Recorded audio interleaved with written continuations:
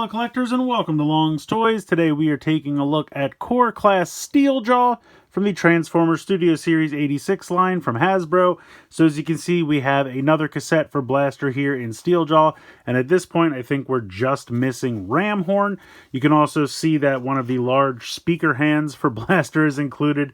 I've seen some people buying two of these to get two of these for Blaster. It's my understanding that the second one is going to come with Ram Horn, but also Ram Horn is packaged with some new version of Perceptor or something like that. Honestly, they've already done Perceptor in the Studio Series 86 line, and I thought he looked really good, so I have no idea what that's going to be, but they're just trying to make us buy extra stuff to get Ram Horn, which probably will work.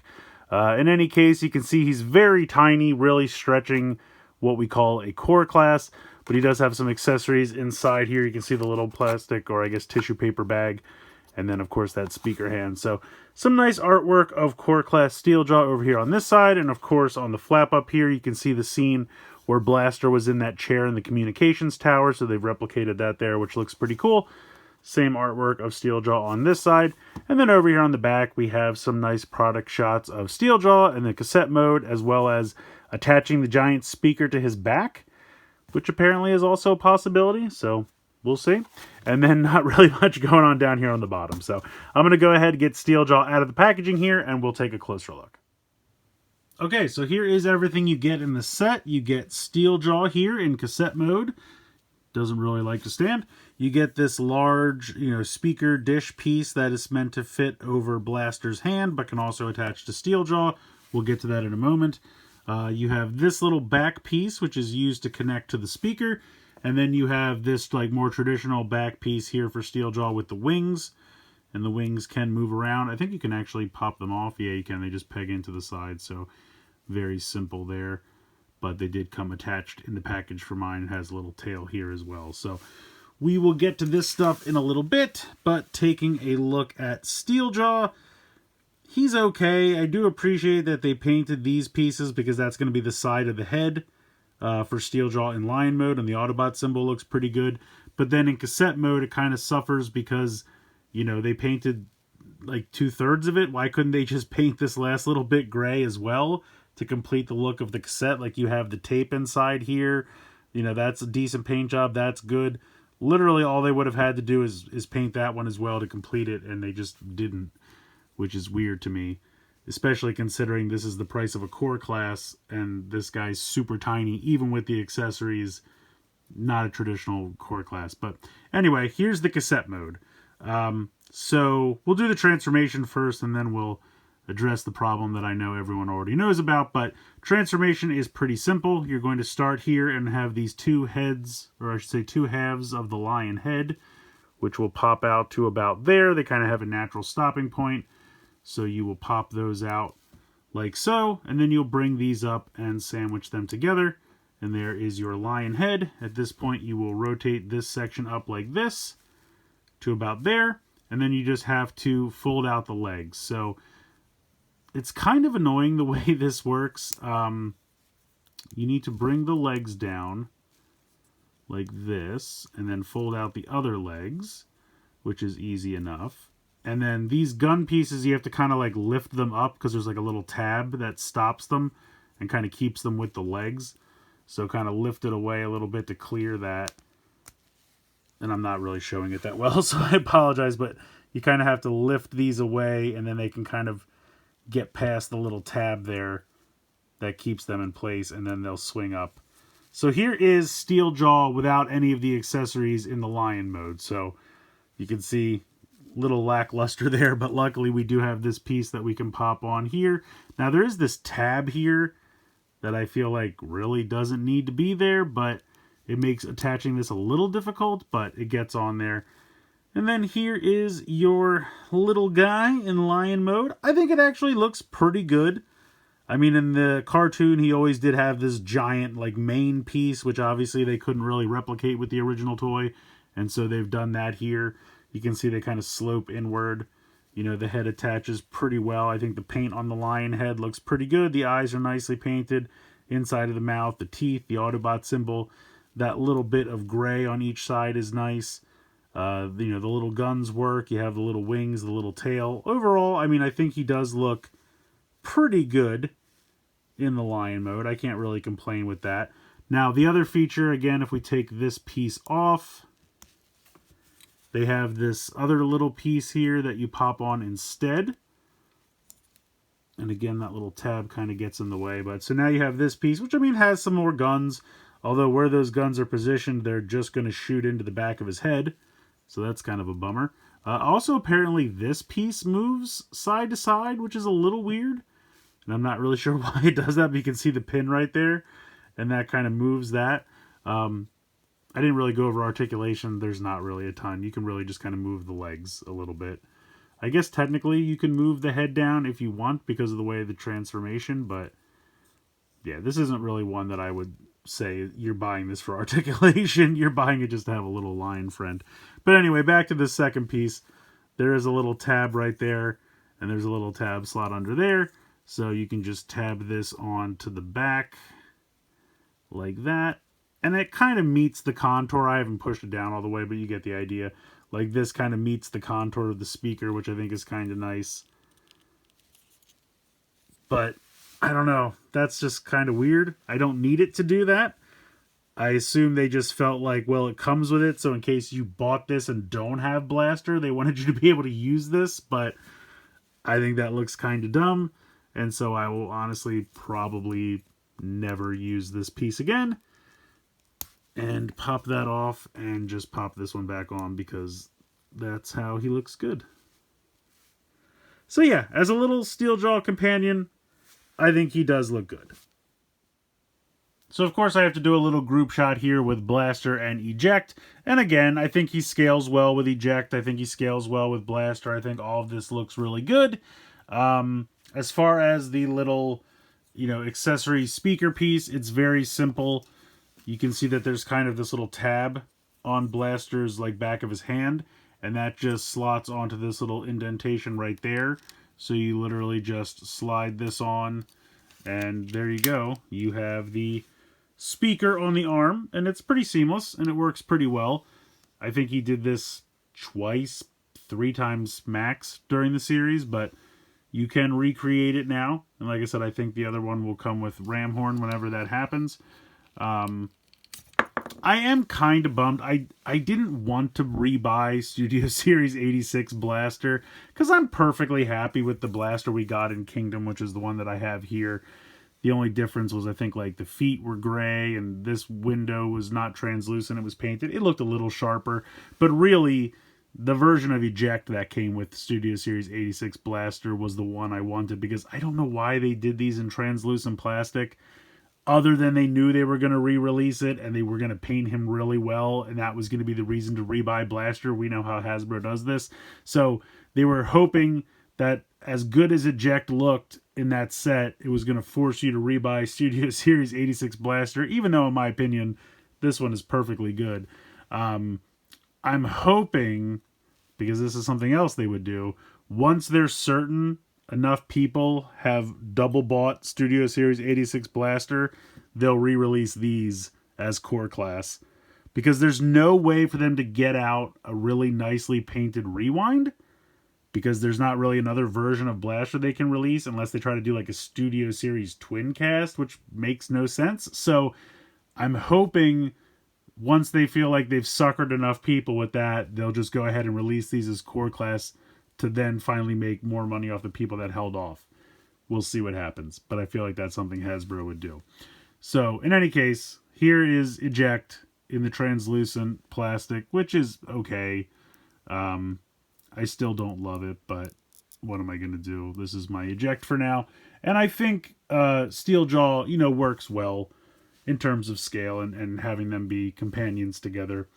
Where Steeljaw does not work well, unfortunately, is fitting into Blaster's chest. And I've seen a lot of people complain about this. I've tried it out myself, and unfortunately, it's very true. I'm going to go ahead. You have to take this piece off. There's no way to keep that on, obviously. Bring this back up and pop that on that little tab so it connects to the leg. Bring these legs up. Bring these legs back in. Come on now. Then we will pop up, sorry, I have to bring this down first. Then pop this apart and fold the heads in. So, he's just a little too big. He's a little too thick, and it is a shame. I've seen some people online say that this is the way you have to put it into the chest, with the piece of the lion head in the upper left corner, so that this is the part that kind of goes in, because like this will kind of bend as you try to put it in, and it does do that. But even still, this is just too thick. If I take eject and I transform him back quickly, there we go. You can see, like, I know it's minuscule, and we're talking fractions of a millimeter here, but it's too thick. And I know it almost doesn't even look like it is, but I promise it's because of that translucent plastic. It's hard to tell. But yeah, there you can go. You can see like some bits just protrude out a little too far. So, and it makes no sense, because like I said, we're talking fractions of a millimeter here. If I pop in eject, I have no issue whatsoever. He fits in great. He pops out. Everything's happy. And he's just wonderful. If I take STEELJAW and I orient it the way they told me to online, which is like this, and I try to get him in here and make sure he fits in that little tab that's back there, and he's in there, you can see already it's kind of starting to push these pieces out to the side a little bit, because he's also a little too long. And he'll close up, but then when you kind of hit the button, oh, all right, it's working a little bit better on camera. Okay. Before it was kind of getting stuck. Like I would open this and it would kind of, you can see how it kind of, like it gets to like there and I would have to push it, but it's actually working now. So maybe it's going to be, just wants to make me look dumb on camera. I'm happy with that. I'll be happy to look dumb if it makes it work. Okay, so there you go. So that's the way you have to put it in. That's what I've seen everyone online say. It's actually working now, so that's cool. I'm happy. Before it was getting stuck. So either way, it's still not great, because trying to get it out of here is very difficult, because it's really kind of wedged. I kind of like grab onto the gun and kind of push it back, and then I can get a finger in there to pop it out. So yeah, eject. Flawless, no problem, no issues ever. He's a good boy. STEELJAW, you can kind of make it work, but it's just, I just feel like it doesn't need to be this long. It doesn't need to have these nubs here on the end. Like, it's just not necessary. There are definitely some things they could have done. Like, this could definitely be a little bit shorter. Like, the legs could just be a little bit shorter. That wouldn't be an issue. These nubs here on the end, I mean, I guess technically you could try to sand those down if you don't want to deal with it, because you can kind of see, like, right there, that's just unnecessary length. Nothing else in the rest of the body, you know what I mean? Like, they're just hanging out there. So I feel like you could try to sand those down. I don't know. I just feel like something very small was missed, or somebody just happened to measure something wrong. I don't know. But I especially feel like these nubs don't need to be here. And if they weren't there, you probably wouldn't have as much of an issue. Or just shorten the whole thing a fraction of a millimeter in general. I think that would help. Also, he's a little thick, but like I said, I don't know. I'm not a toy engineer. I'll fully admit that. But he's just a little too... I mean, again, we're talking fractions of millimeters here. But he's a little too big. And it makes him a little difficult to get in and out, which is really a shame. Hopefully, once we get Ramhorn, he'll be a little better. But, yeah, just a little bit of a disappointment. Like I said, it's been working better now than it had been earlier, so I'm happy with that. But it shouldn't be difficult. Well, I can't say all of, but most of Soundwave's tapes were pretty much no issue. Some were easier than others, I'll grant that. But they all fit in there. It closed up. Wasn't really a problem. I know Rumble and Frenzy were, again, very blocky, very thick, so they weren't as easy, but I don't know. I just feel like it shouldn't be that hard, right? So at the end of the day, I do like the look of STEELJAW in the Lion mode. I think they did a nice job with the Lion main piece.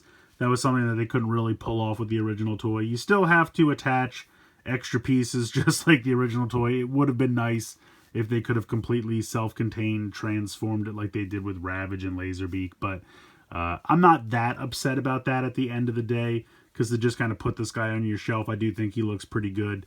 Paint applications are pretty sharp in the Lion mode, and I'm pretty happy with all of that. Doesn't have much in the way of articulation, but I don't really expect the cassettes to have a ton of articulation, so you can kind of swing the legs back and forth, and it's kind of what I expected. But where he starts to falter is that cassette mode.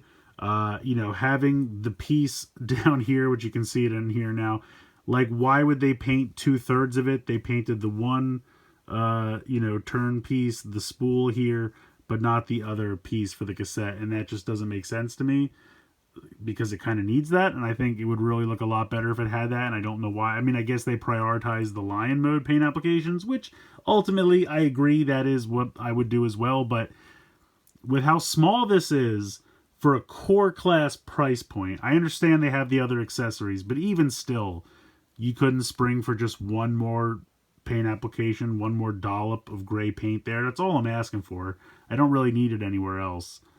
I don't know. That just feels like they could have hooked us up with that. Again, I'm not a toy engineer. I don't know how budgets, I don't do all that. But it just feels like you could have taken a little bit of the hit there and hooked us up with that, Hasbro. But the other problem, obviously, is the cassette not fitting very nicely into Blaster's chest. I feel like that's a big part of the playability and function of the toy.